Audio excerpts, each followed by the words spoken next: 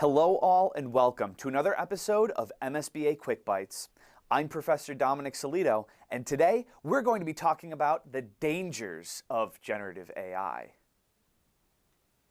We've been talking in previous Quick Bytes about a lot of the really impressive benefits that we as consumers and business leaders can derive from generative AI. Things like process automation, the faster generation of new ideas and editing of documents and emails and written content, and now even image generation and video modification, and all of these things that the barriers to entry have been reduced because of generative AI.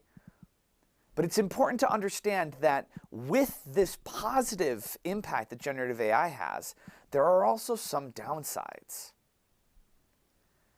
Because hackers, bad actors, and ne'er-do-wells around the world are, much like with any other technology, finding unique ways to use generative AI to do bad things.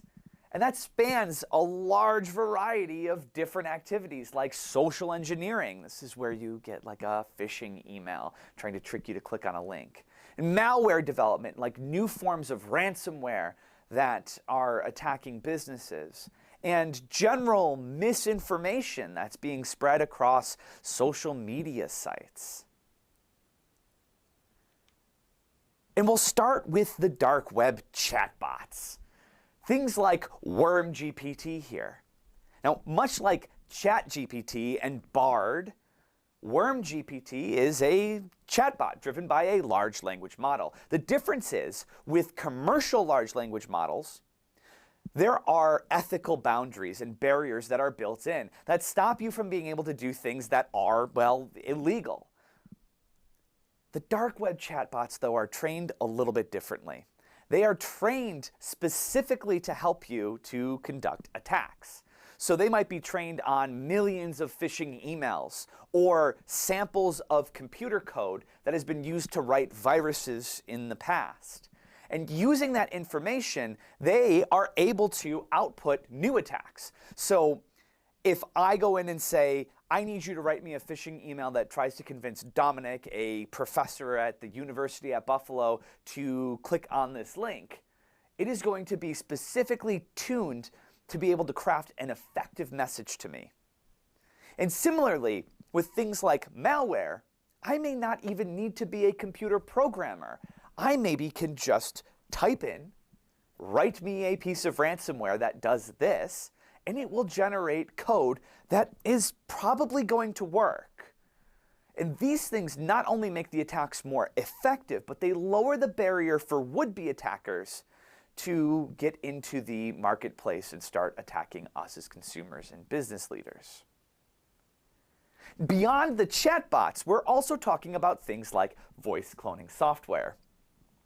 In fact, with just a few samples of my voice or your voice, free open source tools can be used to train a convincing voice clone. One where I just type out text and I feed it into the tool and it generates an audio clip that sounds like me.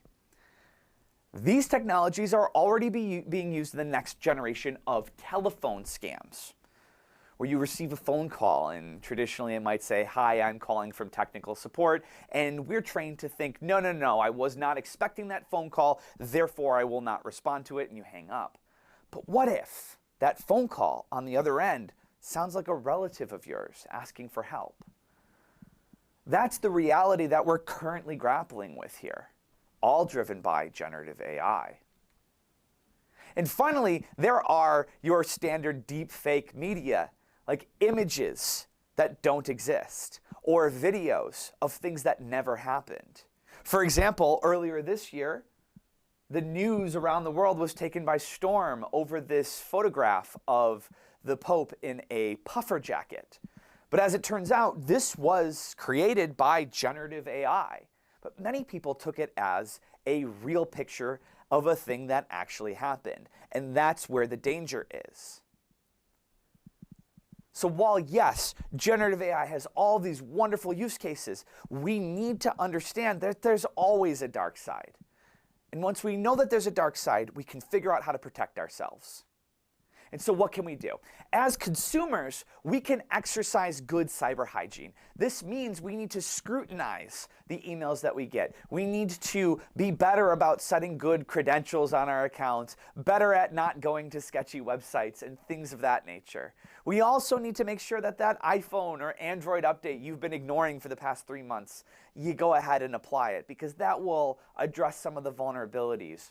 And finally, be a skeptical user of the internet. Don't just believe everything that you read and see. Scrutinize it, check the sources, and make sure that what you're looking at isn't faked. Similarly, if you receive a phone call that sounds like a relative, contact them in a different way. If it doesn't seem right, it probably isn't. Now, for businesses, the approach is a little bit different. In businesses, you need to invest in more robust information security training programs.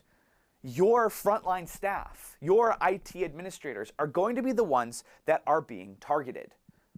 Invest in mechanisms that help them better understand the threats that they face and to target them.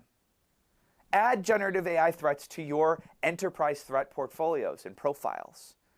And engage in knowledge sharing and collaboration. Don't try to go at it alone. Many companies around the world, most of them in fact, are dealing with these threats. And the more information we're able to share and crowdsource amongst one another, the better off we'll all be prepared to deal with the future. Thanks, and have a great day.